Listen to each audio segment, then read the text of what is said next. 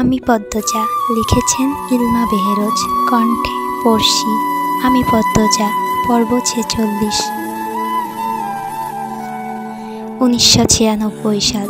ঘন কুয়াশার ধবল চাদর সরিয়ে প্রকৃতির উপর সূর্যের নির্মল আলো ছড়িয়ে পড়েছে। কাচের জানালার পর্দা সরাতেই এক টুকরো মিষ্টি পেল রোদ পদ্মজার মুখের স্মৃতিতে হুমড়ি খেয়ে পড়ে। নিচতলা থেকে মনার কণ্ঠস্বর ভেসে আসে, আপামনি। মিষ্টি রোদের কোমল ছোঁয়া ত্যাগ করে ঘুরে দাঁড়ালো পদ্মজা। আমির আড়মোড়া ভাঙতে ভাঙতে লেপের ওম ছেড়ে উঠে বসল। দরজার বাইরে চোখ পড়তেই দেখতে পেল পদ্মজাকে।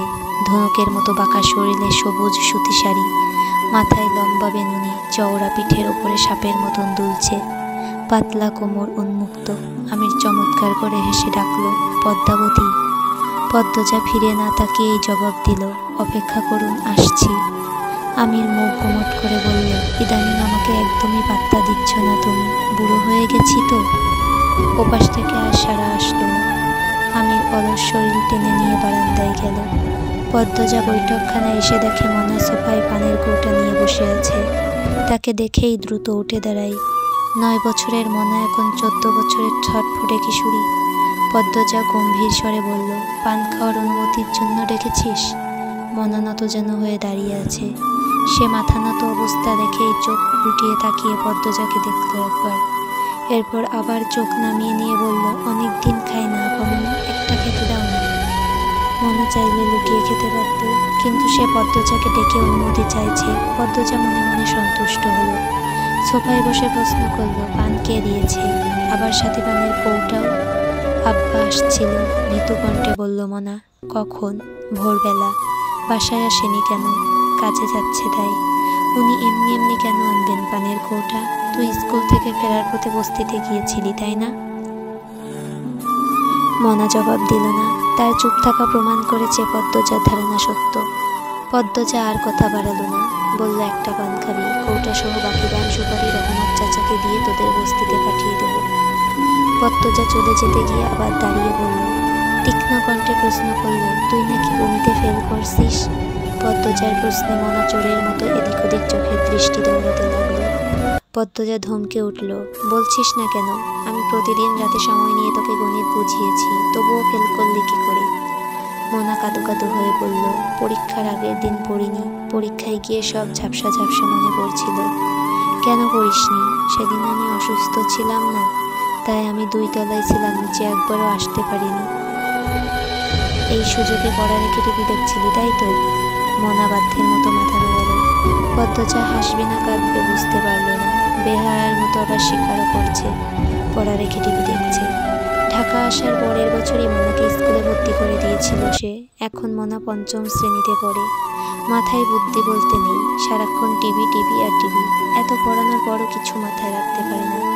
পদ্মজা বিরক্তি নিয়ে জায়গা ছাড়ল। শোবার ঘরে ঢুকতেই আমির আক্রমণ করে বসল। পদ্মজার কোমরের উন্মুক্ত অংশে হাত রাখতেই পদ্মজা উফ ঠান্ডা বলে ছিটকে সরে গেল। আমির হতভম্ব হয়ে গেল। 2 পা এগোতেই প্রাপ্তবয়স্ক নারীর রিনরিনে কণ্ঠে ধমক বেরিয়ে আসলো, একদম এগোবেন না। এই শীতের মধ্যে ভেজা হাতে ছুলেন কীভাবে? আচ্ছা, আপনি আমার কালো সোয়েটারটা দেখেছেন? পাচ্ছি না, শীতে জমে যাচ্ছে একদম। আমির কিছু বলল না। সে পদ্মজার দিকে আর চোখে তাকিয়ে আছে। পদ্মজা এদিক ওদিক তার কালো সোয়েটার খুঁজল, এরপর আমিরের দিকে তাকিয়ে হেসে দিল। বলল, এভাবে সঙের মতো খালি গায়ে দাঁড়িয়ে আছেন কেন? আমির কিছু একটা বলতে যাচ্ছিল, তখনই টেলিফোন বেজে উঠল। পদ্মজা পাশের ঘরে চলে গেল। কালো সোয়েটারটা খুঁজে বের করতেই হবে। এই সোয়েটারটা পরে সে খুব স্বাচ্ছন্দ্য বোধ করে। আমির টেলিফোন রেখে পদ্মজাকে ডেকে জানালো সে বের হবে, জরুরি দরকার। পদ্মজা সোয়েটার খোঁজা রেখে তাড়াতাড়ি করে খাবার পরিবেশন করল। গরুর মাংস গরম করল। আমির খাওয়া দাওয়া শেষ করে নিয়ম মতো পদ্মজার কপালে চুমু দিয়ে বেরিয়ে গেল। পদ্মজা তৈরি হয় রোকেয়া হলে যাওয়ার জন্য। ঢাকা বিশ্ববিদ্যালয়ে পড়ার সুবাদে রোকেয়া হলের অনেক মেয়েকেই চিনে। আজ মনার স্কুল নেই, সে একাই বাসায় থাকবে। পদ্মজা হলে যাচ্ছে এক ছোট বোনের সাথে দেখা করার জন্য। আমিরের তো কখনোই ছুটি নেই, নিজের ব্যবসা যখন তখন কাজ পড়ে যায়।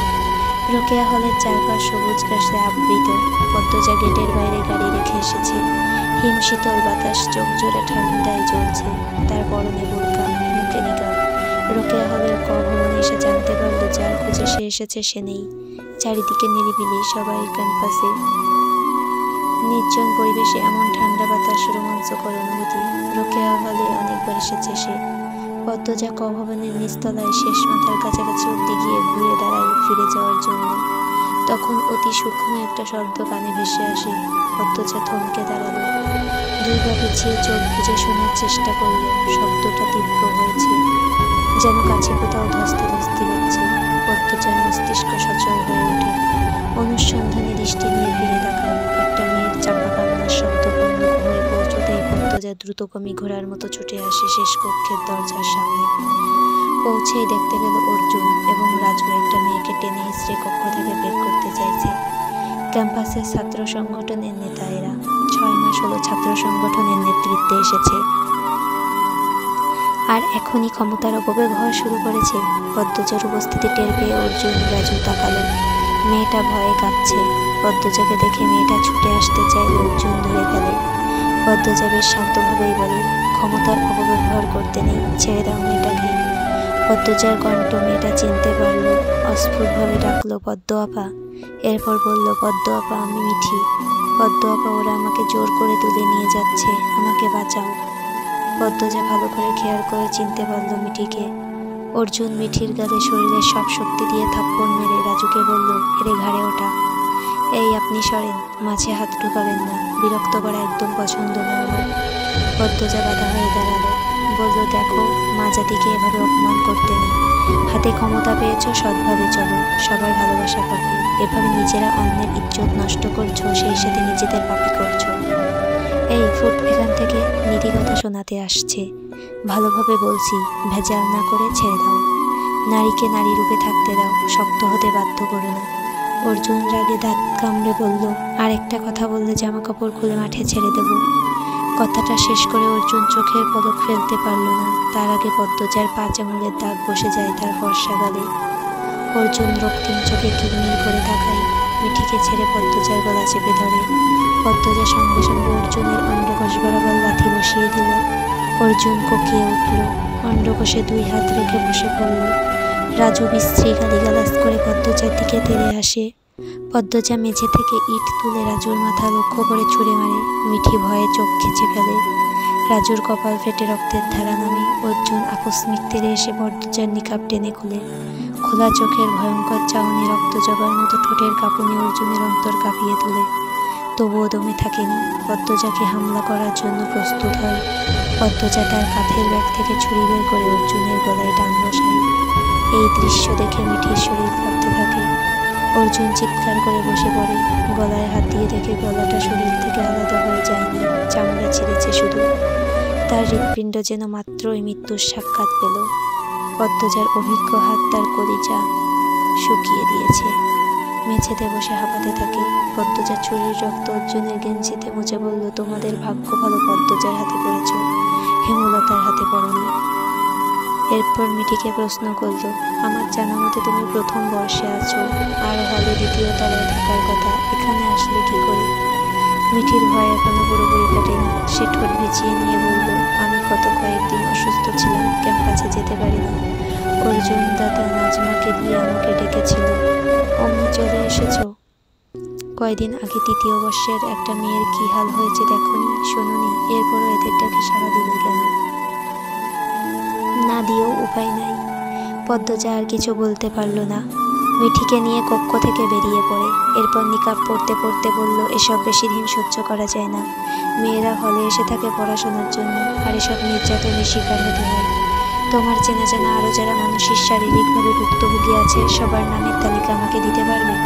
মিঠি জানতে চাইল, কেন? সবাইকে নিয়ে প্রশাসনের কাছে যাব, তাদের নীরবতা আর মেনে নেব না।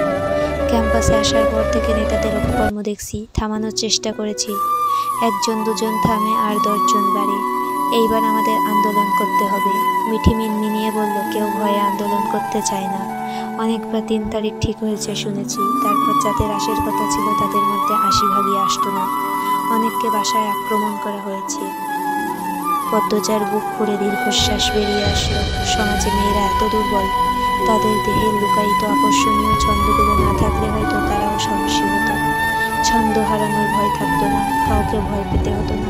পদ্মজা মিটিকে বলল, তুমি বরং কয়দিন বাড়ি থেকে ঘুরে আসো, এখানে থাকা তোমার জন্য এখন বিপজ্জনক। আমি আগামীকাল গ্রামে যাচ্ছি, আমার আম্মার মৃত্যুবার্ষিকী। ছোট বোনের ম্যাট্রিক পরীক্ষা 1.5 মাস পর, আর এক বোনের বিয়ে দেওয়ার কথা ভাবছি। 1.5-2 মাসের মতো গ্রামে থাকবো, এরপর এসে এই নেতাদের ব্যবস্থা করব। তোমাদের বর্ষের শিখা আছে না, বেশ সাহসী মেয়েটা, ওর মতো আরো কয়েকটা মেয়ে পাশে থাকলেই হবে। তুমি যাও এখন, দ্রুত বাড়ি ফেরার চেষ্টা করো। যতক্ষণ এখানে আছো একা চলাফেরা করো না। শিখাও তো মনে হয় হলেই থাকে। জি, ওর সাথে থেকো। কখনো কথা হয়নি, এখন তো ক্যাম্পাসে বোধ হয়। আচ্ছা, বিকেলে আমি আবার আসবো, ওর সাথে কথা বলবো। আমি আসছি এখন। পদ্ম আপা। পদ্মজা তাকালো। মিঠি পদ্মজাকে শক্ত করে জড়িয়ে ধরে কেঁদে ফেললো। ভেজা কণ্ঠে বলল, অনেক ধন্যবাদ তোমাকে, আমি খুব ভয় পেয়েছিলাম। বাঁচার সংগ্রামে ভীতু হলে চলে না মিঠি, ভেবেছিলাম জীবনটা শেষ হয়েই গেল বুঝি। কখনো এমন ভাববে না, বিপদে সামর্থ্য মতো যা পারো করবে। শরীরের শক্তি নিশ্চয়ই কম নয়, মনের জোরটা কম, সেই জোরটা বাড়বে। মনের জোর বাড়াতে টাকা লাগে না, কঠিন জীবন সহজ করে তোলার দায়িত্ব নিজেরই নিতে হয়। মিঠি মাথা তুলে তাকালো, একটু সরে দাঁড়িয়ে চোখের জল মুছল, এরপর বলল, দ্রুত ফিরবে পদ্ম আপা, আমরা আমাদের নিরাপত্তার যুদ্ধে নামবো। পদ্মজা হেসে বলল, ফিরবো, দ্রুত ফিরবো। গাড়ি বাড়ির উদ্দেশ্যে ছুটছে। বাড়ির নাম আগে ছিল আমির ভিলা, বছর ঘুরতেই আমির বাড়ির নাম পাল্টে দিল পদ্মনীল। পদ্মজা জানালার কাছ তুলে বাইরে তাকালো। রাস্তাঘাটে মানুষজন কম, ঠান্ডা বাতাস, সূর্যের আলোয় একদমই তেজ নেই, যেন থুরথুরে বিদ্ধ হয়ে গেছে। পদ্মজা আকাশবাণী তাকিয়ে 3টা প্রিয় মুখকে খোঁজে, চোখ দুটি টলমল করে ওঠে, কোথায় আছে তারা, আবার কবে দেখা হবে। পদ্মজা কাজ নামিয়ে দিল, রুমাল দিয়ে চোখের জল মুছে সিটে হেলান দিয়ে চোখ বুঝল। নিস্তব্ধ বিকেল, ঘন কুয়াশায় ঢেকে আছে অনন্দপুরের আটপাড়া। সেই নিস্তব্ধতা ভেঙে যায় নুপুর ধ্বনিতে। পূর্ণার চঞ্চল কাদামাকা দুটি পা দৌড়ে ঢুকে মোড়ল বাড়ি। পায়ের নুপুর জোড়া রিনঝিন রিনঝিন সুর তুলে ছন্দে মেতেছে। পরনে লাল টুকটুকে শাড়ি, আঁচল কোমরে গোজা, শাড়ি গোড়ালির অনেক উপরে পড়েছে। বাড়িতে ঢুকেই চেঁচিয়ে ডেকে উঠল, বড় আম্মা, ও বড় আম্মা। বাসন্তী রান্নাঘর ছেড়ে দৌড়ে আসেন, হাতের চুড়িগুলো ঝনঝন করে ওঠে, মুখে বয়সের ছাপ পড়েছে, তাও কিঞ্চিত। পূর্ণাকে এভাবে হাঁপাতে দেখে প্রশ্ন করলেন, বাড়িতে ডাকাত পড়ছে? আপার চিঠি। পূর্ণা হাতের খামটা দেখিয়ে বলল। আপার চিঠি শুনে প্রেমা বেরিয়ে আসে ঘর থেকে। সে পড়ছিল, ওড়না দিয়ে ঘোমটা টানা, ষোড়শী মনে বিন্দুমাত্র আগ্রহ নেই, সবার চেয়ে আলাদা হয়েছে, খুব ভীতু এবং লাজুক সে। পূর্ণা বড় বোন হয়ে সারাদিন বনবাজারে ঘুরে বেড়ায়, আর সে ঘরে বসে পড়ে, বাড়ির কাজ করে, স্কুলে যায়, পদ্মজার কথা মতো প্রতিদিনের রুটিন অনুসরণ করে। সে বলল, কি বলছে আপা? চিঠি দাও। পূর্ণা কপাল কুঁচকে বলল, তোর পড়তে হবে না, বলছে মাঘ মাসের 19 তারিখ আসছে, অনেক দিন থেকে যাবে। আজ কত তারিখ? প্রশ্ন করলেন বাসন্তী। পূর্ণা কাঁদো কাঁদো হয়ে বলল, 19শে মাঘ। বাসন্তীর চোখ দুটি যেন কোটর থেকে বেরিয়ে আসতে চাইল। বিস্ফোরিত কণ্ঠে বললেন, আজই? বিকেল তো হয়ে গেছে। পূর্ণা অস্থির হয়ে বাসন্তীর কাছে দৌড়ে আসে, 2 হাতে ধরে করুণ স্বরে বলল, তাড়াতাড়ি সালোয়ার কামিজ বের করো আমার, এই রূপে দেখলে একদম মেরে ফেলবে আপা। বাসন্তী আরো করুণ স্বরে বললেন, মা, আমি আগে আমার রূপ পাল্টাই, তুমি তোমারটা খুঁজে নাও। কথা শেষ করে বাসন্তী ঘরের দিকে যান। বুক দুরু দুরু কাঁপছে, পরনে ঝিলমিল ঝিলমিল করছে টিয়া রঙের শাড়ি, 2 হাতে 3 ডজন চুড়ি, কপালে টিপ, ঠোঁটে লিপস্টিক। এ অবস্থায় পদ্মজা দেখলে কেলেঙ্কারি হয়ে যাবে। তিনি সাজগোজ পূর্ণার কথাই ছেড়ে দিয়েছিলেন, এরপর পূর্ণার কথাই 2জন মিলে আবার শুরু করেছেন। পদ্মজা 1-2 দিনের জন্য প্রতি শীতে বাড়ি আসে, তখন সব রং বেরঙের জিনিস লুকিয়ে রাখা হয়।